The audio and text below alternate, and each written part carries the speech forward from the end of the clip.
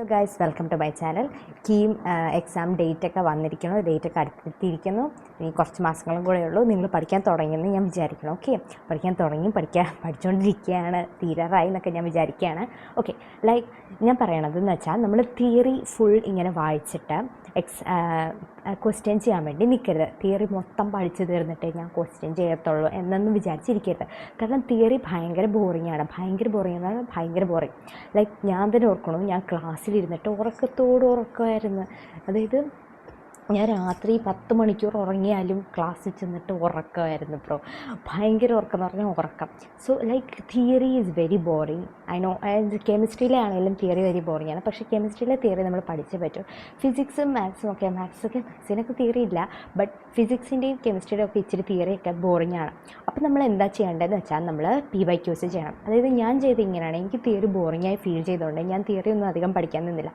ഞാൻ ആദ്യം ക്വസ്റ്റ്യൻ എടുക്കും, PYQ ക്വസ്റ്റ്യൻ എടുക്കും. ആ ക്വസ്റ്റ്യൻ എനിക്ക് കിട്ടുന്നുണ്ട് നോക്കും. സോ ഇപ്പോൾ എനിക്ക് ആ ക്വസ്റ്റ്യൻ കിട്ടുന്നില്ലെങ്കിൽ ഞാൻ അതിൻ്റെ തിയറി അപ്പോൾ പോയി പഠിക്കും. ഓക്കെ, ആൻഡ് പിന്നെ വീണ്ടും ഞാൻ വന്ന് നോക്കുമ്പോൾ വീണ്ടും എനിക്കൊരു ക്വസ്റ്റ്യൻ കിട്ടുന്നില്ലെന്ന് വെച്ചാൽ അതിൻ്റെ തിയറി വീണ്ടും പഠിക്കും. അങ്ങനെ ഓരോ ക്വസ്റ്റ്യൻസിൻ്റെ തിയറീസ് അപ്പോൾ പഠിച്ച് അങ്ങനെ തറവാക്കി നമ്മൾ വെക്കണം. ഓക്കെ, ആൻഡ് സോ ഇങ്ങനെയാണ് നമ്മൾ തിയറി പഠിക്കേണ്ടത്. അല്ലാണ്ട് തിയറി മൊത്തം വായിച്ചിട്ട് ക്വസ്റ്റ്യൻ ചെയ്യാൻ നിന്ന് കഴിഞ്ഞാൽ നമുക്ക് ബോറിംഗ് ആയിരിക്കും. നമുക്ക് അത്ര ഇൻട്രസ്റ്റ് ഒന്നും തോന്നത്തില്ല. ലൈക്ക് ഈ രീതിയിൽ ചെയ്യുമ്പോൾ, അതായത് നമ്മളൊരു ക്വസ്റ്റ്യൻ കാണുന്നു, ആ ക്വസ്റ്റ്യൻ നമുക്ക് കിട്ടുന്നില്ല. സോ നമ്മൾ ക്യൂരിയസ് ആവുന്നു, നമ്മൾ ആലോചിക്കുന്നു, ഓ മൈ ഗോഡ്, ഈ ക്വസ്റ്റ്യൻ നമുക്ക് കിട്ടണില്ല. So how can I get that question?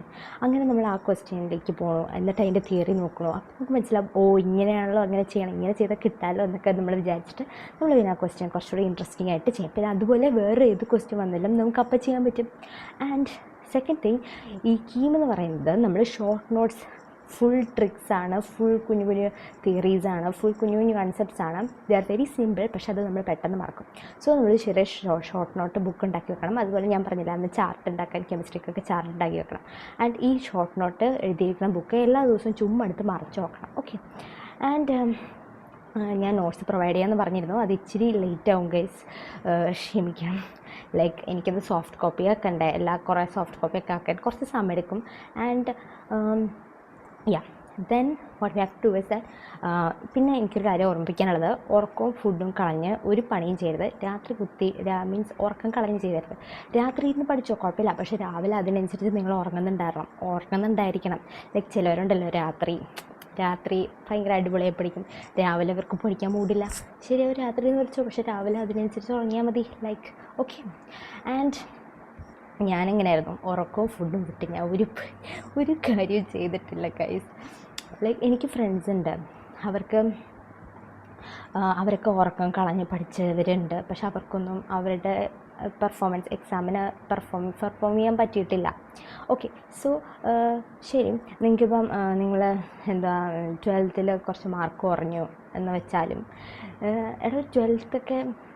12th ഡിസ്ക്രിപ്റ്റീവാണ്, KEAM descriptive അല്ല. 12th വെച്ച് കമ്പയർ ചെയ്യാൻ നമുക്ക് പറ്റത്തില്ല. ലൈക്ക് 12th അതേ കൺസെപ്റ്റ്സ് ആണ്, പക്ഷേ അത് ഡിസ്ക്രിപ്റ്റീവ് അല്ല. ഇത് നമ്മൾ പെട്ടെന്ന് ചെയ്യുന്നത്. ഇവിടെ സ്പീഡാണ് നോക്കണത്. അതാണ് ഞാൻ പറയുന്നത്, ക്വസ്റ്റ്യൻസ് ചെയ്ത് തന്നെ പഠിക്കണം, എന്നാലും നമുക്ക് കീം കിട്ടത്തുള്ളൂ. ഓക്കെ, ആൻഡ് നമ്മൾ ഇങ്ങനെ ചെയ്യുകയാണെങ്കിൽ തിയറി, അതായത് ഞാൻ പറഞ്ഞ പോലെ പ്രോബ്ലം കാണുക, അതിൻ്റെ തിയറി പോയി പഠിക്കുക. അങ്ങനെയൊക്കെ ചെയ്ത് കഴിഞ്ഞാൽ നമുക്ക് നല്ല റാങ്ക് കിട്ടും ബ്രോ. എനിക്കന്ന് ഈ റാങ്ക് കിട്ടിയത് അങ്ങനെയൊക്കെ തന്നെയാണ്. ഓക്കെ, ആൻഡ് പിന്നെ ഞാൻ പറഞ്ഞത്, നമ്മൾ ഇതിനു വേണ്ടി ഇരിക്കുമ്പം, ലൈക്ക് മെഡിസിൻ ആയിരുന്നെങ്കിൽ നമുക്ക് രാത്രി വരെ കുത്തിയിരുന്ന് പഠിക്കുക, അങ്ങനത്തെ ഒക്കെ പരിപാടികളൊക്കെ ഉണ്ട്. ഇത് എൻജിനീയറിംഗ് ആണ്, ഇതിന് ഇച്ചിരി ബുദ്ധി പ്രയോഗിക്കണം. ഓക്കെ, സോ ബുദ്ധി പ്രയോഗിക്കണമെങ്കിൽ നമുക്ക് കൃത്യമായ ഉറക്കവും ഭക്ഷണവും വേണം. ഇല്ലെങ്കിൽ നമ്മുടെ ബുദ്ധി വർക്കാവത്തില്ല, തളർന്നു പോവും. സോ അതിന് റെസ്റ്റൊക്കെ കൊടുക്കണം. ഓക്കെ, ആൻഡ് എന്ന് പറഞ്ഞുകൊണ്ട് സ്ക്രോൾ ചെയ്തുകൊണ്ടിരിക്കരുത്. കാരണം സ്ക്രോൾ ചെയ്യുന്നത് നമ്മുടെ കോൺസെൻട്രേഷൻ ലെവലൊക്കെ കുറയ്ക്കും. സോ സ്ക്രോളിങ്ങൊക്കെ ഇച്ചിരി കുറച്ചിട്ട് നിങ്ങൾ പുസ്തകമൊക്കെ എടുത്ത് തുറന്നിട്ട് ഇച്ചിരി ഇരുന്ന് പഠിക്കാം. Okay, so all the best guys. See you in the next video. Bye by.